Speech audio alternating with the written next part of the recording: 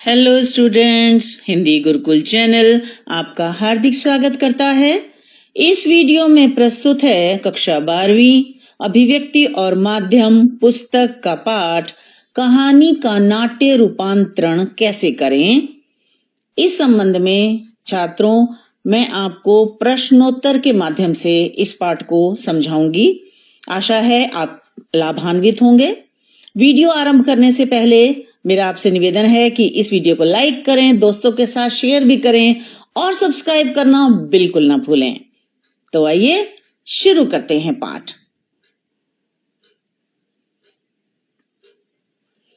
कहानी और नाटक में क्या क्या समानताएं हैं, पहले इसके बारे में जानकारी हासिल कर लेते हैं। कहानी और नाटक दोनों गद्य विधाएं हैं। दोनों में ही एक कहानी होती है, एक स्टोरी होती है, पात्र होते हैं यानी कैरेक्टर्स होते हैं, कहानी का क्रमिक विकास होता है, कहानी सिलसिलेवार आगे बढ़ती है, परिवेश होता है, संवाद होते हैं, डायलॉग्स भी होते हैं, उसमें द्वंद्व होता है, पात्रों में आपस में द्वंद्व दिखाया जाता है, चरम उत्कर्ष होता है। कहानी और नाटक में क्या क्या असमानताएं या अंतर हैं, यानी दोनों में कुछ भेद भी हैं। आइए उसके बारे में जानकारी हासिल करें। कहानी एक ऐसी गद्य विधा है जिसमें जीवन के किसी अंक विशेष का मनोरंजन पूर्ण चित्रण किया जाता है, यानी उसका जीवन की किसी एक घटना का चित्रण किया जाता है और वो बहुत ही रोचक होता है। जबकि नाटक एक ऐसी गद्य विधा है जिसका मंच पर अभिनय किया जाता है। कहानी का संबंध लेखक और पाठकों से होता है। लेखक लिखता है और पाठक उसे पढ़ते हैं या सुनते हैं। जबकि नाटक का संबंध लेखक, निर्देशक, दर्शक और श्रोता से है, यानी नाटक को लिखता है लेखक और निर्देशक उसमें जान डालता है, उसको अभिनय करवाने योग्य बनाता है और दर्शक और श्रोता उससे देखते हैं और सुनते हैं। कहानी कही तथा पढ़ी जाती है, जबकि नाटक मंच पर अभिनीत होने के कारण देखा व सुना जाता है। कहानी को आरंभ, मध्य और अंत के आधार पर बांटा जाता है, जबकि नाटक को दृश्यों में, यानी उसमें सीन्स बनाए जाते हैं, सीन्स सेट किए जाते हैं, उसमें उसको विभाजित किया जाता है। कहानी में मंच सज्जा, संगीत और प्रकाश का महत्व नहीं है। ये सब चीजें कहानी में नहीं होती हैं, जबकि नाटक में इनका बहुत अधिक महत्व होता है। प्रॉप्स होते हैं नाटक में, और जो स्टेज के ऊपर मंच जब बनाया जाता है तो उसमें बहुत सारी तरह की सामग्री का इस्तेमाल किया जाता है। सीन्स बनाए जाते हैं, गांव का सीन है ना, तो गांव की सामग्री, इस तरह से गांव का सेटअप बनाया जाता है, और अगर शहर का है तो शहर का बनाया जाता है। मतलब इस तरह से सीन बनाए जाते हैं। और संगीत भी होता है, उसमें म्यूजिक भी होता है, और प्रकाश की व्यवस्था की जाती है। प्रकाश का बहुत अधिक महत्व है नाटक में। प्रातःकाल का सीन है तो उसमें प्रकाश जो है वो बिल्कुल एकदम चमकदार दिखाते हैं, और ये भी ध्यान रखा जाता है रात का समय दिखाना है, दिन का, कहाँ का, वो सब बातों का नाटक में बहुत अधिक महत्व है। कहानी को नाटक में किस प्रकार रूपांतरित किया जा सकता है, यानी ऐसी कौन सी बातें हैं जिन्हें ध्यान में रखा जाए जब कहानी को नाटक में परिवर्तित करना हो। पहला, कहानी की कथावस्तु यानी कंटेंट को समय और स्थान के आधार पर विभाजित किया जाता है। फिर कहानी में घटित विभिन्न घटनाओं के आधार पर दृश्यों का यानी सीन्स का निर्माण किया जाता है।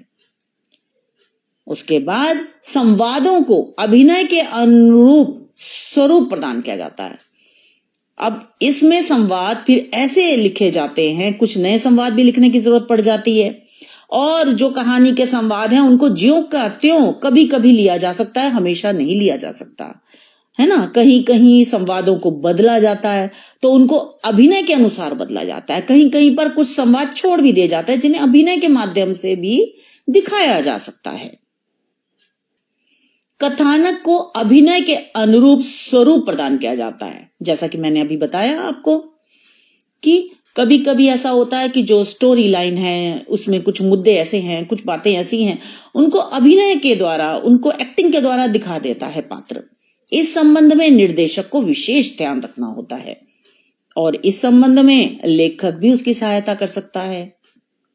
अगला पॉइंट है, पात्रों के द्वंद्व को अभिनय के अनुरूप परिवर्तित किया जाता है ना। जो पात्रों के बीच आपस में जो द्वंद्व दिखाया जाता है उसको भी अभिनय के माध्यम से थोड़ा बहुत परिवर्तित किया जाता है। स्वगत कथनों का भी प्रयोग किया जाता है। स्वगत कथन कौन से होते हैं? वे कथन जो पात्र अपने आप से बोलता है और मंच पर अन्य पात्र ऐसे शो करते हैं कि उन्हें ये संवाद सुनाई नहीं पड़े, है ना। कथा वस्तु से संबंधित वातावरण की व्यवस्था की जाती है। इसका ये मतलब है कि कथा वस्तु यानी जो कंटेंट है, जो पूरी कहानी है, प्लॉट है, जो उससे संबंधित वातावरण कैसा है उसकी भी व्यवस्था की जाती है, उसको बनाया जाता है, उसे सेट किया जाता है। कथा वस्तु के अनुरूप मंच सज्जा और संगीत का निर्माण किया जाता है। जैसे कि कथा वस्तु में अगर मान लो नदी का सीन है ना, तो नदी कल कल की आवाज पानी के बाद संगीत से दिखा सकते हैं। और प्रातःकाल का उसमें दिखाना है तो मंच पर कुछ हम दिखा सकते हैं, रोशनी के माध्यम से दिखा सकते हैं, उसको संगीत के माध्यम से भी दिखा सकते हैं। संगीत में पक्षियों की चहचहाहट दिखाई जा सकती है, मुर्गे की बांग सुनाई जा सकती है उसमें, जैसे कि प्रातःकाल हो गया, है ना। ध्वनि और प्रकाश व्यवस्था का भी इसमें ध्यान रखा जाता है। कहानी का नाट्य रूपांतरण करते समय कौन कौन सी समस्याएं आती हैं? अब ये कहानी का नाट्य रूपांतर करें तो बहुत आसान भी नहीं है। कुछ चैलेंजेस आते हैं सामने, समस्याएं आती हैं। तो वे समस्याएं कौन सी हैं, आइए जान लेते हैं। सबसे प्रमुख समस्या कहानी के पात्रों के मनोभावों को लेखक द्वारा प्रस्तुत प्रसंगों अथवा मानसिक द्वंद्वों के नाटकीय प्रस्तुति में आती है। अब कुछ बातें ऐसी होती हैं जो मन के भाव हैं, वो तो पढ़े नहीं जा सकते। उनको कई बार क्या होता है, कई बार अभिनय के माध्यम से दिखाया जाता है, कभी कोई संवादों के माध्यम से उसको दिखा दिया जाता है, लेकिन ये इसको प्रस्तुत करना एक बहुत बड़ी चुनौती होती है। अगला पॉइंट है, पात्रों के द्वंद्व को अभिनय के अनुरूप बनाने में समस्या आती है। वे पात्रों का जो द्वंद्व है, कहानी में जो दर्शाया गया है, लिखा गया है, उसको इतने अच्छे माध्यम से अभिनय करके दिखाया जाए कि उसमें समस्या ना आए, ये ध्यान रखा जाता है कि जिससे वो जो पात्रों का द्वंद्व है, जो कहानीकार बताना चाह रहा है अपनी कहानी में, उसे नाटक में भी हम उसी तरह से दर्शकों तक क्या पहुंचा पा रहे हैं, ये भी एक बहुत बड़ी समस्या आती है।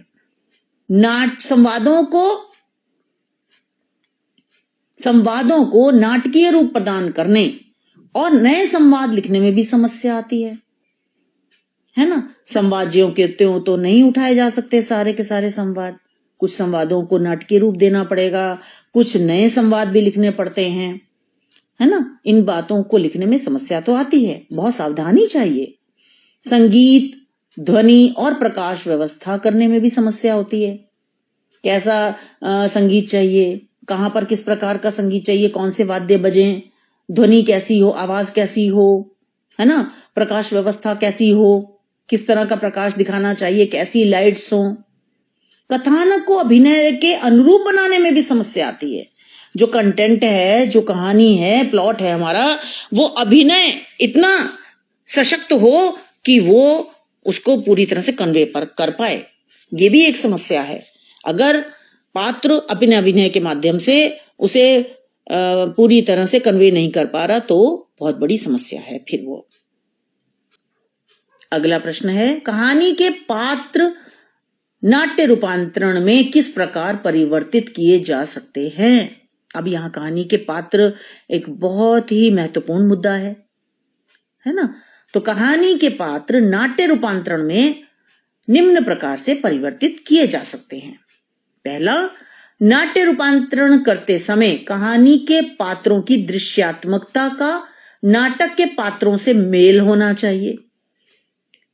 भाई जो पात्र कहानी में दर्शाए गए हैं, दिखाए गए हैं, है ना, वो पात्र अब जब नाटक के रूप में हम वहां पर दिखा रहे हैं पात्रों को, तो वो आपस में मेल भी तो खाना चाहिए। ये बात भी ध्यान रखनी चाहिए हमें। पात्रों की भाव भंगिमाओं यानी पात्रों के हाव भाव और उनके जो तौर तरीके हैं, उनका जो बातचीत का ढंग है, चलने का तरीका है, कपड़े पहनने का सलीका है, इन सब बातों का भी उचित ध्यान रखना चाहिए। अगला पॉइंट है, पात्र घटनाओं के अनुरूप मनोभावों को प्रस्तुत करने वाले होने चाहिए।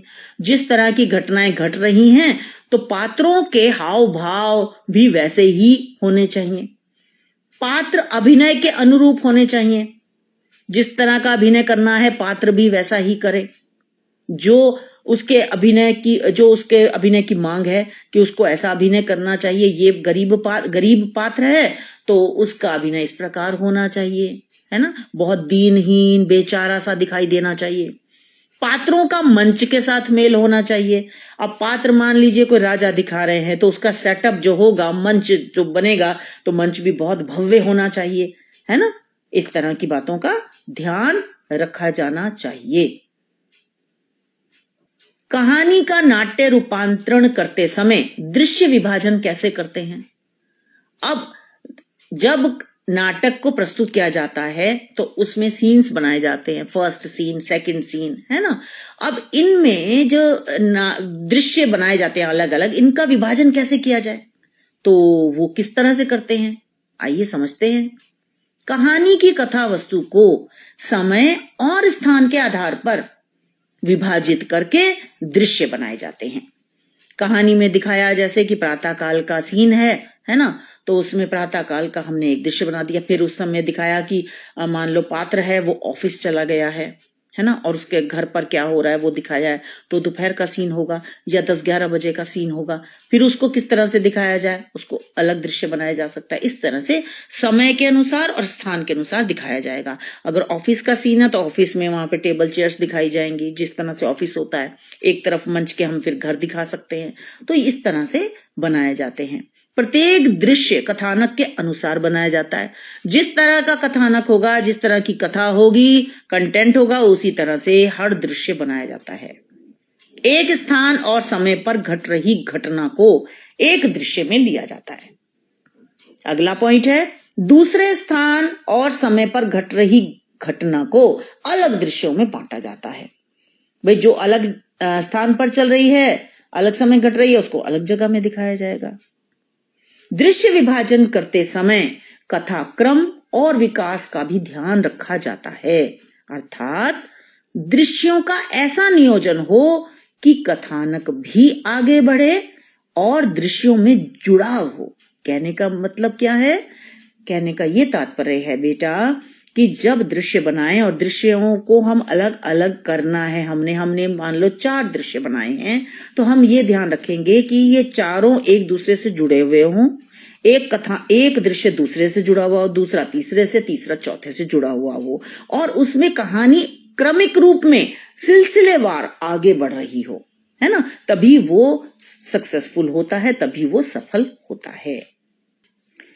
छात्रों, मुझे आशा है कि आपको ये पाठ समझ में आ गया होगा और प्रश्नोत्तर जिस तरह से मैंने बताए हैं उसी तरह से आप करें तो आपका ये चैप्टर बहुत आसानी से तैयार हो जाएगा। आपकी कक्षा के अन्य पाठों के लिए इस वीडियो के नीचे डिस्क्रिप्शन जरूर देखिए और आप उन लिंक्स को क्लिक करके वे पाठ भी देख सकते हैं। तो हमारे साथ जुड़े रहिए और इस चैनल को सब्सक्राइब जरूर कीजिए, दोस्तों के साथ भी शेयर जरूर कीजिए और लाइक करना बिल्कुल ना भूलें। तो मिलते हैं अगली वीडियो में। धन्यवाद।